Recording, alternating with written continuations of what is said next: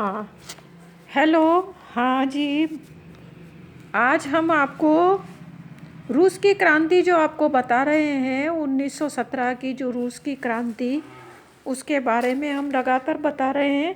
आज आप पढ़ेंगे कि बोल्शेविक क्रांति के बाद जो रूस की स्थिति क्या थी।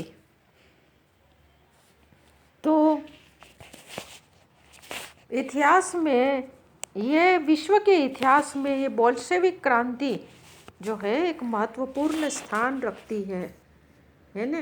क्योंकि एक मैं बात आपको बताना भूल गई थी कि जो मतलब उसमें मैंने शो भी नहीं की है कि जो रूस का जार जो था, जार निकोलस जो था ना, रूस का जार, तो उसकी जो पत्नी थी, उसकी पत्नी का नाम मैंने जारीना बताया था, है ना। और वो जारीना और रासपुटिन, दो जो उसका एक ज्योतिष था, साधु था, तो उसका दोनों का प्रभाव था जार निकोलस के शासनकाल में।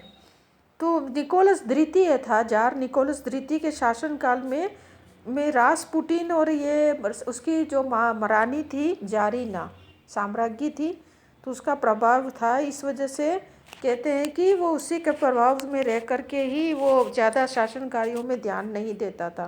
तो इसका मतलब ये दोनों बदमाश थे, और इसका कारण ये था कि जारीना इसकी तरफ आकर्षित थी, रासपुटिन की तरफ, क्योंकि उसके पुत्र को होमोफोबिया नामक एक बीमारी से इस रासपुटिन जो साधु था उसने छुटकारा दिया था।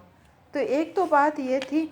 दूसरा जो है, मैं किताबों में आपके दिया गया है कि प्रथम विश्व युद्ध में रूस पराजय नहीं हुआ था। रूस क्या है कि ऐसी स्थिति बन गई थी कि रूस के अंदर जो क्रांति शुरू हो गई थी ना 1917 की, इसलिए उसने अपने जो क्रांति की तरफ वो भाग लेने के लिए सैनिकों ने मतलब विश्व युद्ध से मतलब मुंह फेर लिया था, और वो इस क्रांति में जुड़ गए थे। तो एक तो ये दो बातें मैं जो थी वो आज स्पष्ट कर रही हूँ। अब जो हम कह रहे हैं, अब आगे हम बता रहे हैं कि यानी कि रूस में जो है लेनिन जो था वो समाजवादी विचारधारा का, साम्यवादी समाजवादी विचारधारा का समर्थक था, और बोल्शेविक दल का नेता था लेनिन। और लेनिन के दो मुख्य नारे थे कि शांति स्थापित करो जार के खिलाफ, और दूसरा नारा था भूमि और रोजी रोटी दो। तो ये इसका नारा था, और इससे इस नारों के साथ जो भी क्रांति हुई थी रूस में 1917 की, तो मजदूरों और किसानों की को नेतृत्व से ये जो क्रांति सफल हुई थी। और इसमें जो है बोल्शेविक जो दल था, जो मजदूर और किसानों और श्रमिकों का समर्थक था, वो उसकी मतलब स्थापना हुई और उसकी सरकार बनी। अब जो है बोल्शेविक सरकार के समक्ष जो है मुख्य कठिनाइयाँ जो थी, जिनके निराकरण से ही सत्ता रह सकती थी, वो कठिनाइयाँ यह थी कि पहली कठिनाई तो युद्ध की थी। मित्र राष्ट्रों को सोवियत रूस से कोई सहानुभूति नहीं थी। जर्मन सेनाएं रूस के अनेक भागों पर अधिकार जमाने लगी थी। दूसरा है, रूस की नवीन सरकार के समक्ष दूसरी परेशानी जो थी वो गृहयुद्ध की थी। और गृहयुद्ध का मुख्य कारण यह था कि उन लोगों का विरोध, जिनका बोल्शेविक क्रांति के फलस्वरूप सब कुछ छीन गया था, है ना। समाजवादी सरकार के विरुद्ध इन विरोधियों को मित्र राष्ट्रों का सहयोग मिल गया था, और इस प्रकार दोनों पक्षों में सत्ता के लिए संघर्ष की स्थिति पैदा हो गई। तीसरा कारण था गृहयुद्ध के फलस्वरूप मतलब दुर्भिक्ष व सूखे ने अर्थव्यवस्था को विनष्ट कर दिया था। और रूस की नवीन ये जो है बोल्शेविक सरकार ने लेनिन के नेतृत्व में अपनी आंतरिक और बाहरी कठिनाइयों को समाप्त करने का सफलतापूर्वक प्रयास किया और रूस को अंतर्राष्ट्रीय गौरव प्रदान करने में सशक्त राष्ट्र बनाने में प्रमुख भूमिका का निर्वाह किया। तो आगे जो कठिनाइयाँ है उसके आगे जो हम बताएंगे आपको। तीसरा जो है जर्मनी से ब्रेस्ट लिटोवस्क की संधि या शांति की स्थापना। तो 3 मार्च 1918 को बोल्शेविक क्रांति की सफलता के तुरंत पश्चात नवीन साम्यवादी सरकार जो लेनिन की सरकार थी उसने ब्रेस्ट लिटोवस्क की संधि जर्मनी के साथ की थी और इस संधि के अनुसार यह था कि केंद्रीय शक्तियों के पक्ष में रूस ने पोलैंड और बाल्टिक प्रदेशों में अपनी सत्ता का परित्याग कर दिया था। दूसरा है रूस ने फिनलैंड और यूक्रेन को भी स्वतंत्रता दे दी। तीसरा था कार्स और बातों के क्षेत्र में रूस ने टर्की को दे दिए। देखो, और आप देखते जाओ कि कितनी अपमानजनक संधि थी यह। तीसरा जो हो गया। चौथा है रूस ने क्षतिपूर्ति के रूप में 6 अरब मार्क भुगतान करने का आश्वासन दिया। तो ये संधि जो रूस के लिए बड़ी अपमानजनक थी, परंतु इससे रूस में अंतर्राष्ट्रीय क्षेत्र में शांति स्थापित हो जाने या रूस द्वारा महायुद्ध से पृथक हो जाने से उसे अपनी अन्य कठिनाइयों को समाप्त करने का अवसर मिल गया था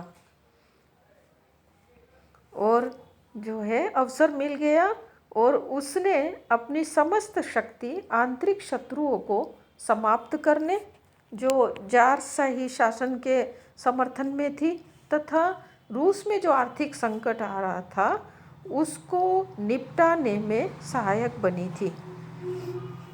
अब जो है रूस में गृहयुद्ध हम जो आगे पढ़ेंगे, बोल्शेविक या साम्यवादी सरकार या समाजवादी सरकार जो श्रमिकों, मजदूरों और किसानों की सरकार थी उसको गृहयुद्ध की स्थिति का सामना करना पड़ा और गृहयुद्ध 2 पक्षों के मध्य में हुआ।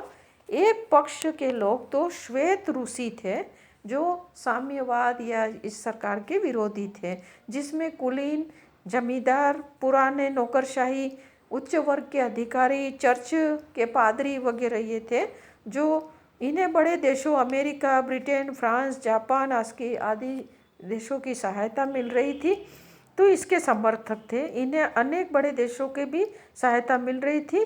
तो दूसरा पक्ष तो था वो लाल रूसी का था। इसमें क्या है कि ये साम्यवादी या बोल्शेविक पार्टी जो लेनिन की थी उसके समर्थक थे और इस साम्यवादी सेना का नेतृत्व ट्राटस्की ने किया। किसानों का समर्थन प्राप्त करने के लिए ये तर्क दिया गया कि यदि लाल सेना पराजित हो गई तो उनका जमीन पर अधिकार समाप्त हो जाएगा। तो इस तरह से 1918 से 1921 तक चलने वाले गृहयुद्ध में भयंकर मार काट के कारण असंख्यक लोग जो है मौत के घाट उतार दिए गए और जार निकोलस द्वितीय और उसके परिवार को जुलाई 1918 में मतलब उनको मृत्यु के हवाले कर दिया या उनकी हत्या कर दी। क्रांति विरोधियों को कुचलने के लिए विशेष आयोग चेका का गठन हुआ और 1922 में इसका नाम गेपेओ रख दिया। इस प्रकार 1922 तक रूस से साम्यवादी विरोधी समाप्त कर दिए गए और गृहयुद्ध में साम्यवाद सशक्त व्यवस्था के रूप में उभरा। तो आगे हम जो पढ़ेंगे ऐसा है कि वो उभरा। तो अब देखो 1922 में जर्मनी ने रूस की साम्यवादी सरकार को मान्यता दी, ब्रिटेन और इटली ने 1924 में और अमेरिका ने 1934 में रूस की सरकार साम्यवादी सरकार को मान्यता दी। अब है रूस में सामाजिक और आर्थिक सुधार। रूस की क्रांति 1917 मानव समाज के इतिहास में पहला प्रयास थी जब बाहरी परिवर्तन के स्थान पर सामाजिक संरचना की नवीन व्याख्या की गई। 1920 तक रूस की भूमि से जो विरोधी सेनाएं थी वो हटा दी गई थी और रूस के पश्चिम के पड़ोसियों से समझौता कर चुका था और लाल सेना ने आंतरिक और बाहरी विरोध को समाप्त कर दिया और रूस में शांति स्थापित हुई। 1918 में रूस का नवीन संविधान बना और सोवियत समाजवादी या साम्यवादी गणतंत्र की स्थापना हुई। तो इस तरह से हम देखते हैं कि 1920 में कृषि योग्य जो भूमि थी रूस के पास 29% भूमि 1920 में कृषि योग्य 29% भूमि पर कृषि कार्य नहीं किया गया था। तो इससे करोड़ों लोगों को भूखमरी का संकट उत्पन्न हो गया और राजकीय और विदेशी सहायता के बावजूद भी अधिकतर व्यक्ति मृत्यु के मुख में चले गए। इससे जो जारशाही सरकार थी उसके स्वर तेज हो गए। इस स्थिति का सामना लेनिन ने बड़ी दूरदर्शिता से और साहस के साथ किया था और वो आगे बढ़ा भी था। तो लेनिन ने 1921 में एक नवीन नीति की घोषणा की और इसे नवीन नीति को नवीन आर्थिक नीति कहा गया है। तो इसमें ये बताया गया कि उसमें ये लक्षण या ये व्यवस्थाएं थी कि किसानों से अनाज लेने के स्थान पर एक निश्चित कर लगाया गया। बचा हुआ अनाज किसान ही ले जाएगा और उसका वो चाहे इतना इस्तेमाल भी कर सकता है। दूसरा जो था जमीन राज्य की स्वीकार कर ली गई परंतु व्यवहार में जमीन किसान की ही मानी गई। बाद में उसे कुछ हिस्सा दूसरों को उठा देने और मजदूर रख कर काम कराने का भी अधिकार मिल गया था। 20 से कम कर्मचारियों वाले उद्योगों को व्यक्तिगत रूप से चलाने की परमिशन मिल गई थी। उद्योगों का विकेंद्रीकरण कर दिया गया था। चौथा है विदेशी पूंजी की सीमित मात्रा में आमंत्रित की गई। पांचवा है विदेशी व्यापार पर राज्य का अधिकार रहा और छठा है व्यक्तिगत संपत्ति और जीवन का बीमा भी राजकीय एजेंसी द्वारा प्रारंभ किया गया। आठवां है विभिन्न स्तरों पर बैंक खोले गए और ट्रेड यूनियन की अनिवार्य सदस्यता समाप्त कर दी गई। तो इस प्रकार ये नवीन आर्थिक नीति बनाई। उसका मूल्यांकन इतिहासकार करते हैं कि साम्यवादियों के मूल सिद्धांत हर व्यक्ति को उसकी ज़रूरत के अनुसार और हर व्यक्ति को उसकी मेहनत के अनुसार उसे मिले, ये सिद्धांत लागू हुआ। अब जो है हम आगे जो वो देखते हैं कि ये एक समझौता था, है ना।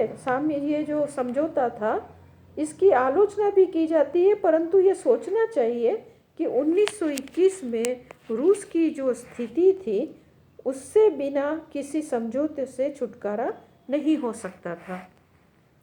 इस प्रकार नवीन आर्थिक नीति के महत्वपूर्ण परिणाम मिले और कुछ ही वर्षों में 1926 और 27 तक औद्योगिक उत्पादन 1913 की स्थिति में पहुंच गया था। तो फिर भी जो नवीन आर्थिक नीति में मिल मालिकों और स्वतंत्र किसानों को अवश्य लाभ पहुंचा था परंतु लेनिन का उद्देश्य पूंजीवादी व्यवस्था की स्थापना कभी भी नहीं हो ये मानता था और इसने ऐसा किया भी। और स्टालिन ने 1928 में प्रथम पंचवर्षीय योजना के अंतर्गत नवीन आर्थिक योजनाओं की व्यवस्थाओं को समाप्त कर दिया था। तो आगे अब हम पढ़ेंगे लेनिन की मृत्यु और स्टालिन का नेतृत्व। अब लेनिन की जो मृत्यु है 1917 की क्रांति में लेनिन जो है उसने बहुत मेहनत की थी और जितनी भी बोल्शेविक सत्ता की स्थापना के बाद भी उसने कई कठिनाइयों का सामना, कई संकटों का सामना उसे करना पड़ा। तो लेनिन कभी हारा नहीं, बड़े साहस और विवेक से वो काम करता रहा और आगे जो है ये सच्चे अर्थों में रूस की बोल्शेविक क्रांति का जन्मदाता था, किसानों, मजदूरों और श्रमिकों का सच्चा समर्थक था।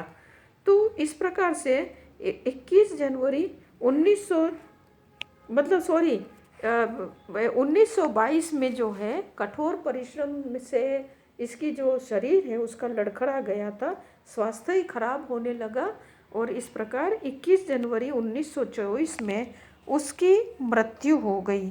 और जनता जो है उस महान पुरुष का बड़ा सम्मान किया।